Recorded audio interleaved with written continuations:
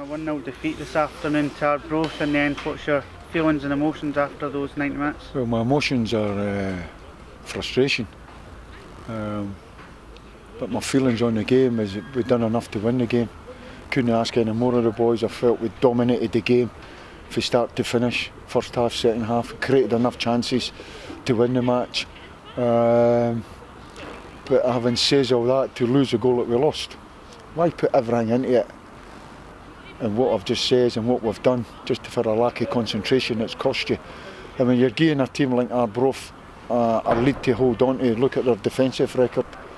It was going to be a really hard nut to crack, but we gave it a right good go. We hit the woodwork 2 or 3 times, numerous chances, and it's just not fallen for us. But in terms of effort, commitment, playing for the badge and the cause, cannot ask any more of the boys. And another day, the points are coming back with us to East End. What do you feel we could do to try and change that and make the small margins go in our favour? Well, first and foremost, you don't feel sorry for yourself. You take that hurt and the pain that we're hurting the day, and you know, we're a big club in the Championship, and I think a lot of people would be laughing, hoping that, you know, look at Dunfermline, you know, what happens if they go down. So you take all that hurt and that pain and you use it as your fuel for next week. If we play like that, we did next week, and take our chances, and we're winning the football matches. In terms of effort, commitment, creating chances, cannot ask any more of the boys. The only downside is the soft, sloppy goal that we lost. We threw everything at it, you know, we got all the subs on, we were right on the front foot attacking them.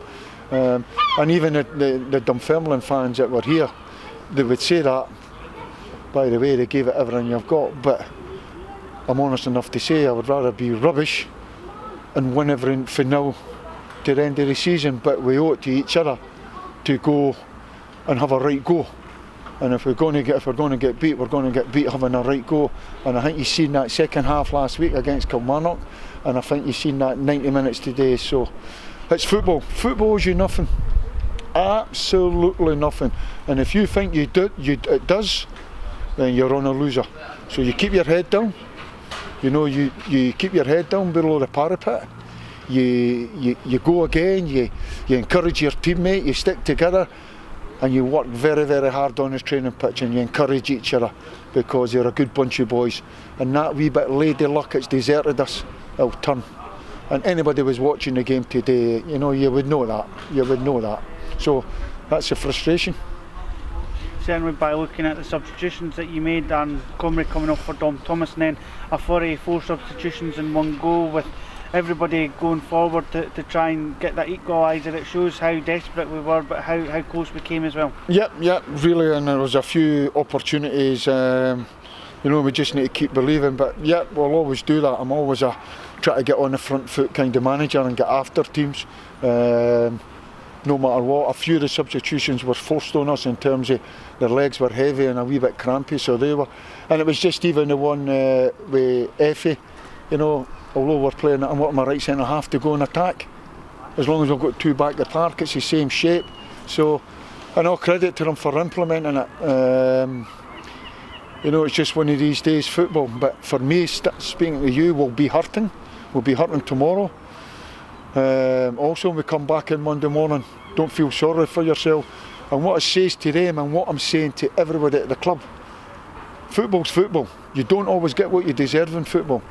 But if you want to be a success in football, individually and collectively, you get on that training pitch and you demand of each other the way we go about our business. And then eventually that comes through.